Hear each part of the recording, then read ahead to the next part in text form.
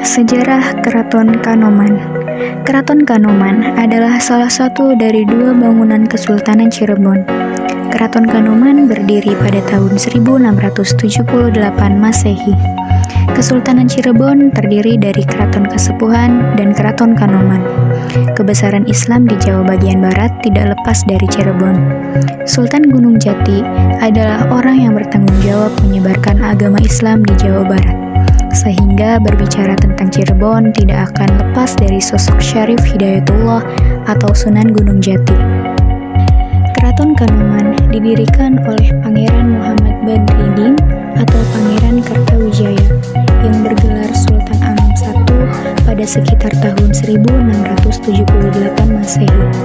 Keraton Kanoman masih taat memegang adat istiadat dan pepakem. Di antaranya melaksanakan tradisi Gerebek Syawal seminggu setelah Idul Fitri dan berziarah ke makam leluhur Sunan Gunung Jati di Desa Astana, Cirebon Utara. Peninggalan-peninggalan bersejarah di Keraton Kanoman erat kaitannya dengan syair agama Islam yang giat dilakukan Sunan Gunung Jati yang juga dikenal dengan Syarif Hidayatullah. Kompleks Keraton Kanoman yang mempunyai luas sekitar 6 hektar ini berlokasi di belakang Pasar Kanoman. Di keraton ini tinggal Sultan ke-12 yang bernama Raja Muhammad Emiruddin beserta keluarganya. Keraton Kanoman merupakan kompleks yang luas yang terdiri dari bangunan kuno, salah satunya saung yang bernama Bangsal Witana yang merupakan cikal bakal keraton yang luasnya hampir 5 kali lapangan sepak bola. Di keraton ini masih terdapat barang-barang seperti 2 kereta bernama Paksi Naga Liman dan Jempana yang masih terawat baik dan tersimpan di museum. Bentuknya buruk, yaitu hewan yang dikendarai Nabi Muhammad ketika ia Isra Mi'raj. Tidak jauh dari kereta terdapat bangsal jinem atau pendopo untuk menerima tamu. Penobatan Sultan dan pemberian restu sebuah acara seperti Maulid Nabi, dan di bagian tengah keraton terdapat kompleks bangunan-bangunan bernama Siti Hinggit.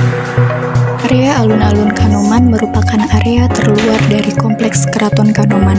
Pada masa lalu sebelum tahun 1924, alun-alun Kanoman dapat terlihat dari jalan besar di utaranya. Di sebelah timurnya adalah tempat aktivitas jual beli masyarakat. Di sebelah baratnya ada Masjid Agung Keraton Kanoman, dan di sebelah selatannya adalah area Lemah Dhuwur, yang salah satunya berisi bangunan Mande Menguntur atau tempat sultan. Namun Belanda yang berniat menjatuhkan Keraton Kanoman dari rakyat Cirebon akhirnya dengan sengaja memperluas area jual beli masyarakat yang ada di sebelah timur alun-alun dengan mendirikan pasar di atas sebagian tanah alun-alun di sebelah utara, sehingga secara sistematis Keraton Kanoman tidak bisa langsung terlihat dari jalan besar di utaranya karena sudah tertutup oleh bangunan pasar yang diselesaikan Belanda pada 1924. Pada area alun-alun Kanoman, sebelah selatan menuju ke area Lemah Dhuwur, terdapat 2 buah bangunan yang mengapit jalan masuk menuju Mande Menguntur. Bangunan tersebut adalah Pancaratna dan Pancaniti.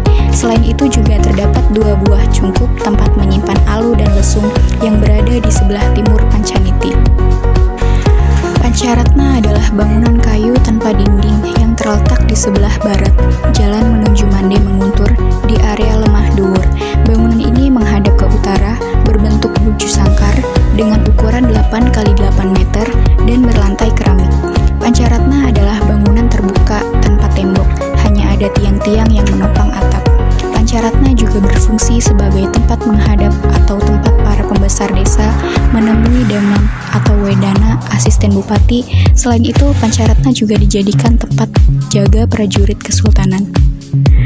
Pancaniti adalah bangunan yang terletak di sebelah timur jalan menuju Mande Menguntur. Strukturnya sama dengan bangunan Pancaratna yang merupakan bangunan terbuka tanpa tembok. Pancaniti menghadap utara, berbentuk persegi panjang dengan ukuran 8 x 10 meter dan berlantai keramik. Pancaniti berfungsi sebagai tempat perwira melatih dan mengawasi prajurit dalam latihan perang di alun-alun. Area ini disebut sebagai Lemah Dhuwur yang berarti tanah tinggi dikarenakan tanah tanah pada area ini memang lebih tinggi dari halaman sekitarnya. Area Lemadur ini dipagar sekitar tinggi 1,30 meter dengan bahan bata yang dilabur putih dan dihias dengan piringan keramik pada bagian gapuranya. Halaman ini merupakan halaman yang mengelilingi area Lemadur di sebelah barat dan selatan. Pada halaman ini terdapat pintu gerbang besar berbentuk kori agung paduraksa yang disebut Lawang Sebelawong dan Balai Paseban di sebelah selatannya.